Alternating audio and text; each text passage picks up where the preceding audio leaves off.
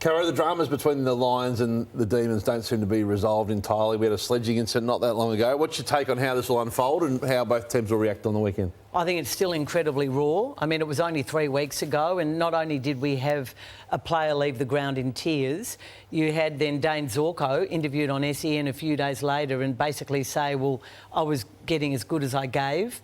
Some real animosity between the two clubs, and I think the stage is set for, Dayne Zorko's been told by his bosses at the coaches and leadership group, etc., not to get sucked into these things, and he did a great job against Richmond. I thought he led really well, but it's going to be fascinating. They'll go for him. He's expecting them to go for him on the weekend. What do you do with the Lachie Neale situation this weekend? Do you have to reset your plans on him, given the way he's playing?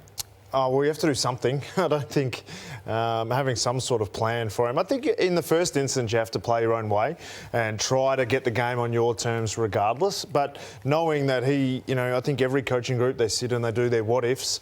And I think the first one that'll be on their board is what if Lachie Neale looks like he's going to pull this game apart. And I think with Petrarca potentially not being 100%, there's some flexibility for the way they set this game up. You have a fantastic run with on the wing in McGuinness, and I think they have a fantastic run with Melbourne. I thought Richmond missed a trick. I thought this was Harms in round 15. He did a wonderful job. He kept him to 9 disposals in 54 minutes. And I thought he shut him right out. And this is the type of tag. Neale hates it. We saw Windhager 3 weeks ago. He just hated it. Whereas on the weekend, he had the game a lot on his terms. But then the second time around, they went Brayshaw. And they hurt him as well off that, Sam. So there's 2 different ways you can go about it. Yeah, I don't think I would underestimate Lachie Neale. I think that he's played on a lot of taggers and given them a touch-up. So just because you put someone on him doesn't mean you are going to be able to quell his influence. And I think they've got some other potent weapons. I think McCluggage coming into that side is just as vital. And if he gets off the chain, you're in trouble as well. I'm not saying, I think he works through it as well as any midfielder. I just think a more aggressive tagger like Harms would be good for him. Joe Danaher had a big moment, 2 goals in the last quarter, Caro, including the match winner, but his uncle Terry caught your attention. Well, it was a jovial interview with Andrew Marr, I think the day after the game, and there was a slight pause when they asked Terry about his nephew Joe, and then this is what he had to say. It hasn't been easy for Joe, and Joe's got to understand that he's got to put his head down, work a little bit harder. But I was thrilled for him. Blokes like Joe and his teammates, they've got to step up more if they want to keep going in this final series. You watch him. Does Joe Danaher work hard enough?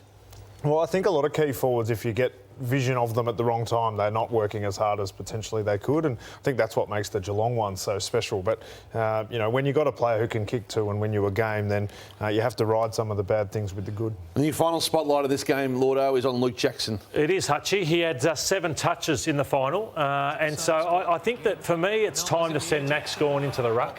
He's a 6-time All-Australian, he's the captain, and Jackson's been doing the majority and Gawn's having to play forward. So I'm sending Jackson forward and saying, you're quicker than Max, you can move better than Max.